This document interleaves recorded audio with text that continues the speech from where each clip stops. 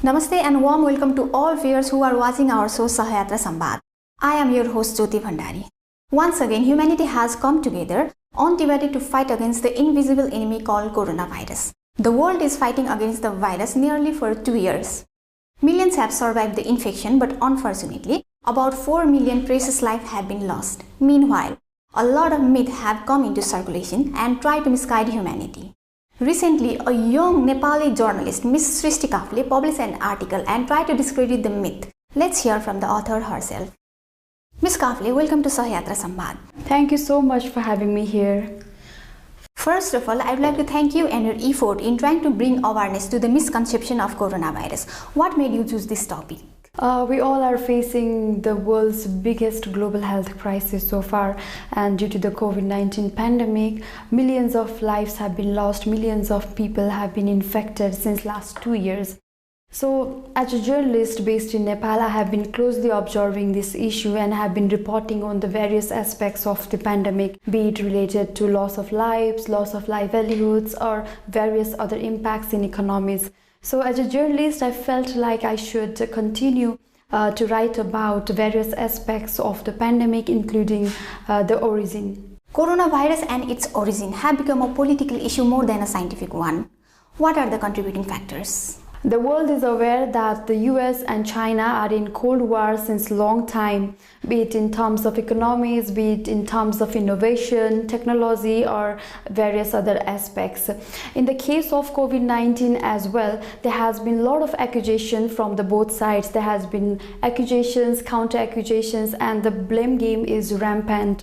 Regarding the origin of the virus, there has been much of a labeling, from the Western power, especially from the US. They have been claiming it as the Chinese virus, Wuhan virus. Also, there has been a lot of hypotheses related to lab leak theory and so on. Recently, the US government instructed its intelligence agency to come up with the investigation, giving them the deadline of 3 months. I think this itself is a political issue rather than the scientific one. So amid this, what we can observe from the perspective of media is that the US is trying to blame China for the origin of the virus, whereas the virus is present all over the world and we never know what originated it without doing any scientific investigation. So I think now it has become a political virus rather than the scientific or the natural one. The circulation of misinformation regarding coronavirus seems to be rampant and out of control. What are the role of media in this and how could they have done better? I think media plays a very important role in these crucial times because people rely on them for the information, for the updates related to the pandemic and its various aspects. So I think media should be more responsible. They should provide the stories or the content or the reports based on evidence, based on facts, based on science, rather than presenting some cooked up stories.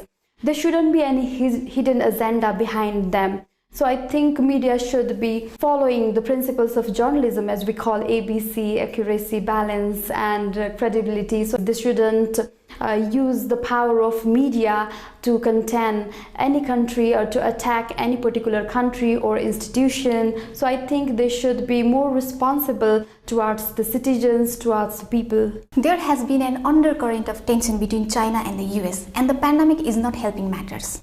How should the two global superpowers move ahead to pacify this situation? I think both the US and China, they are capable enough, they have enough medical infrastructures, the advanced technologies. So I think they should work together, in fact, to help people, to help saving lives.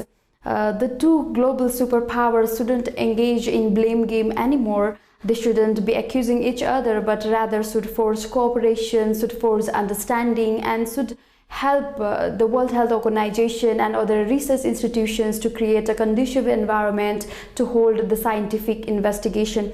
I think being the global powers, they should work together to contain the spread of the virus and to prevent any future outbreaks. So the two countries, I think they have major role in this global anti-pandemic efforts. Both the countries should trust in science rather than in politics or rather than in competition. So I think only science is able to bring up the conclusions that we are seeking the origin of the virus to future any pandemic.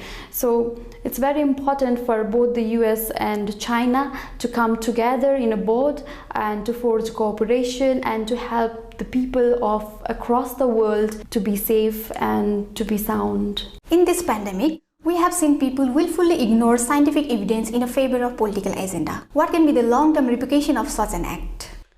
As we all know that pandemic is natural rather than man-made, so making coronavirus or the COVID-19 pandemic a political agenda is completely wrong. When we talk about the COVID-19, we should also focus on the past epidemics or the past pandemics. There were many, such as Ebola virus. There were also some related to SARS virus, also HIV/AIDS, and all the scientists, the science community had worked together to find out their origins, and some of the investigations are still on and they still don't know about the origin. So I think it's a complex scientific process. So rather than making it a political agenda, people should focus on science-based investigation.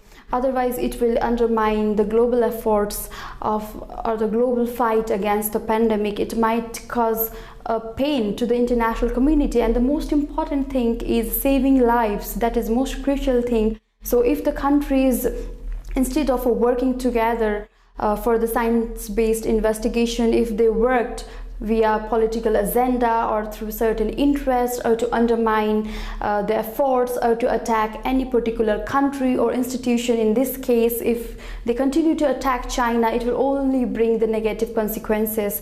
So I think it's very important to focus on science-based investigation. This pandemic and the responses to it have been lackluster and sometimes even harmful. What can we do in the future to ensure a situation like this doesn't happen again? Also, what should the World Health Organization do to peacefully solve the problems highlighted in your article? What we have understood is pandemic is natural rather than man-made, and we cannot predict when the next pandemic will occur or how long this COVID-19 will go on.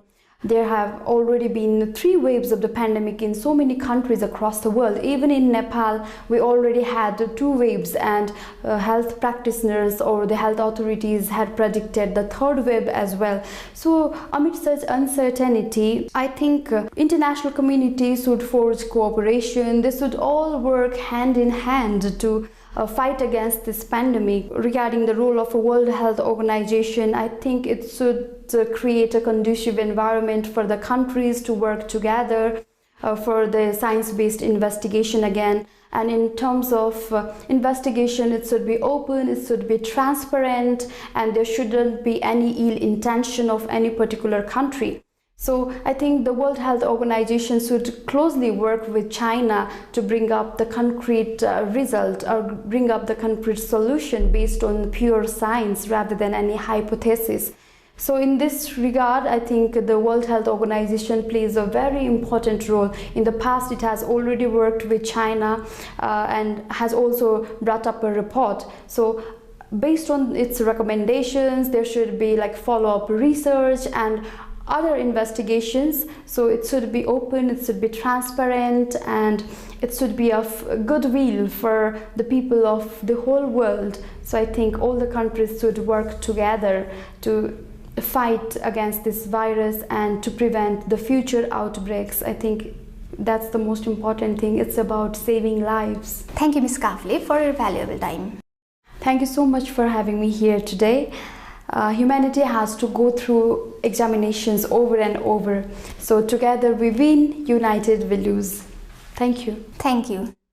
Let's end today's talk show. Please keep on watching Sahayatra.